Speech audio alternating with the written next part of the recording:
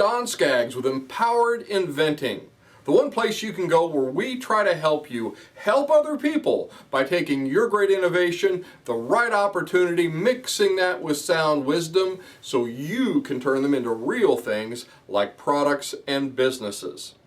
Now, today I want to talk to you a little bit about trademarks.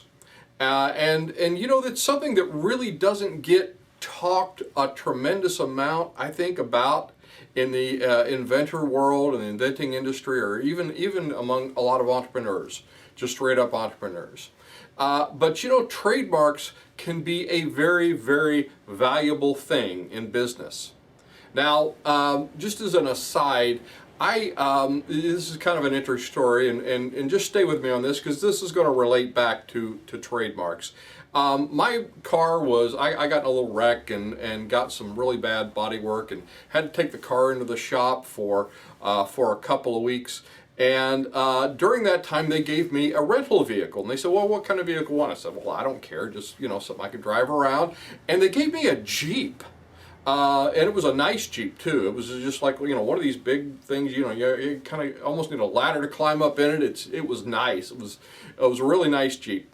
And so I went driving around in this Jeep, and I noticed something really, really strange when I started driving it back and forth to business clients and around town, that other people in Jeeps would kind of give you a little signal of, you know, a little nod of the head or something. It's like, you belong to this exclusive club.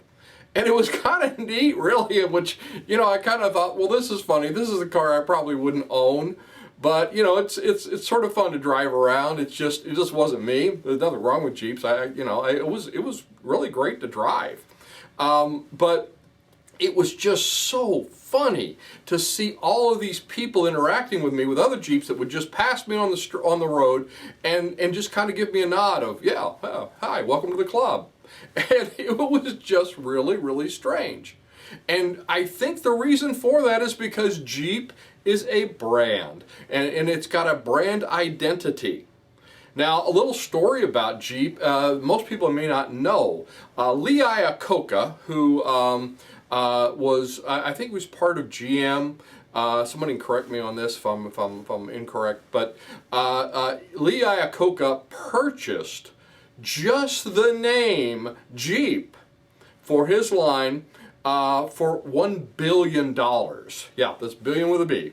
$1 billion, you know. So anyway, a Jeep has because it really had a great history. It was a great company, started after World War II. It was, or maybe even before World War II. I'm sure there's a really good extra story to this, but this isn't that type of video where I tell a history lesson and what we can learn from it.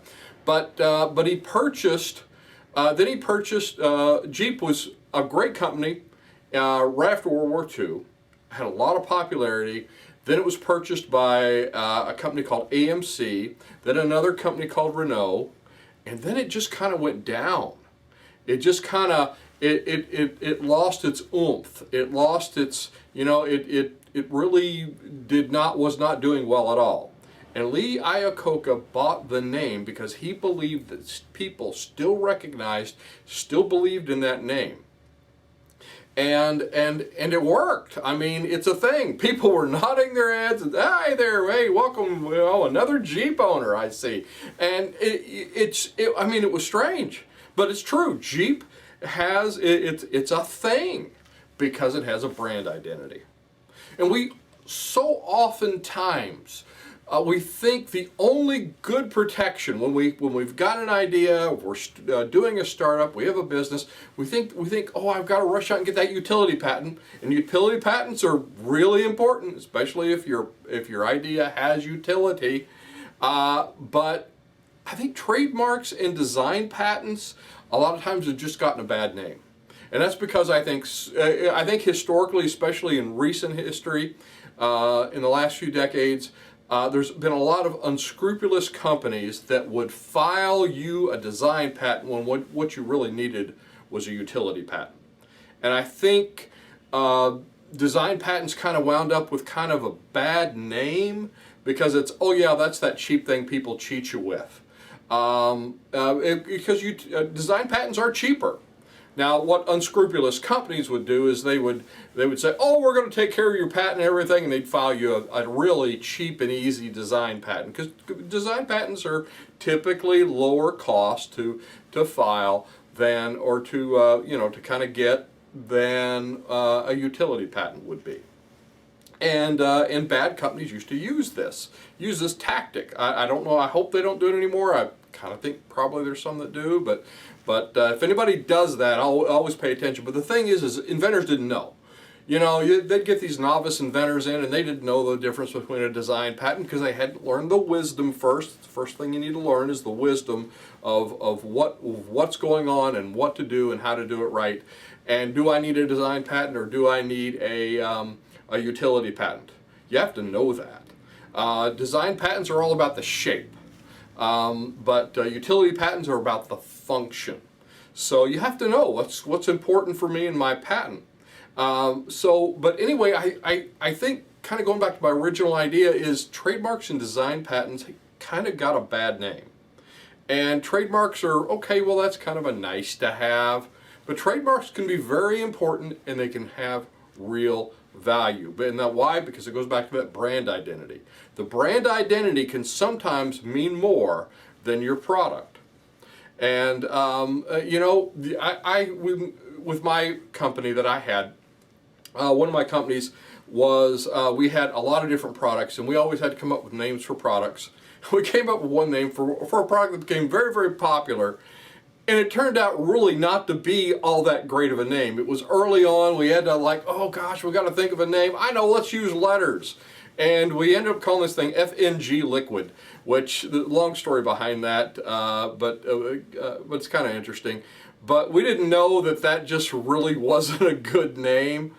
But here's the problem, is the product became wildly popular in our little niche industry and in the medical field. And it stuck. We really couldn't change it, even though the name I actually met something else out of a Forrest Gump movie or something, and it was like an acronym for something else, and it wasn't the acronym that we used for, we meant for our product. But anyway, it wasn't the best decision to name it what we named it. But at the same time, the name stuck. People'd say, oh yeah, let me get that FNG Liquid. I want to order some of that. And it became like a thing. It was like, it wasn't Kleenex, but it was in that group. When you said that word, when you said that name, they knew what they were referring to. They knew what you meant. So people remember names. And for a successful product, this really does add value. So you want to consider that. You want to consider that. And make trademarks kind of part of your inventor entrepreneur strategy.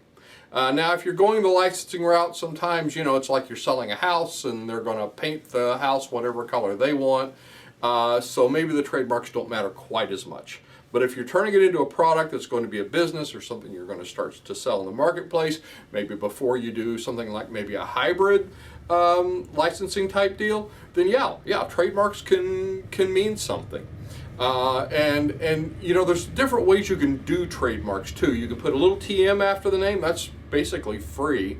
It's got to be in use in the marketplace. So when you start selling it, you put it on a website, whatever. You can put that little TM, and you're just kind of saying, I'm staking my claim. But there's a danger to that. If you're not buying the trademark from the USPTO, that's where you get the little R with a circle around it, which can be very, very affordable and very useful. You have to watch out. Now, and I'll tell you a great story about that. I had a product, we came up with what we thought was the coolest name for this product. And we made little bottles. We're going to go out to this trade show and launch this product in September. But around January, early when we were planning all this and planning this product, we thought, well, this cool name. Well, let me go to the USPTO database and look up and see if anybody else has this name in this industry. And it wasn't there. It wasn't there in January, it wasn't there in February. And so we go to the trade. So I'm like, okay, great, we're going to go with this. Let's print some labels up. Let's make some sample bottles. Let's do this. We're going to launch it at the big trade show in September. September rolls around and we launch it and we put the bottles up there, and I go walking down the aisle, and sure enough, and this wasn't anybody stealing my idea, by the way, we just both happened to come up with the same name at the same time. That happens sometimes. And it was the same type product, same type industry, same name, and he had the little R, and I thought, what in the world? I know I checked this. Turns out I checked it in February. In March, they filed for a registered trademark. So they kind of beat me to it. So, so you have to be careful about those sorts of things, and it's kind of a risk analysis thing as well. So design patents and trademarks can have value. Now, design patents, like I said before, it's more about the shape, it's more about the look. Think of iPhones, that's kind of a big design patent kind of thing. Not so much the function, but how it looks. What you see, recognize, it's brand recognition. That's what both of these things kind of come down to. So anyway, if you're looking for more information on patenting, protecting your idea, the different types of patents and trademarks, and you really want a deeper dive and you really want to learn the wisdom for this, check out our Empowered Inventing Academy course, Protecting What's Valuable About Your Idea. That's at empoweredinventing.com. Just click on the courses link, and we've got all types of courses for all different parts of the inventing process. So anyway, I hope this is helpful. I'm Don Skaggs. This is Empowered Inventing TV. Like and subscribe, help us to build our tribe, and I will look to see you at the next meeting, workshop, maybe one of our online classes, or on the next video.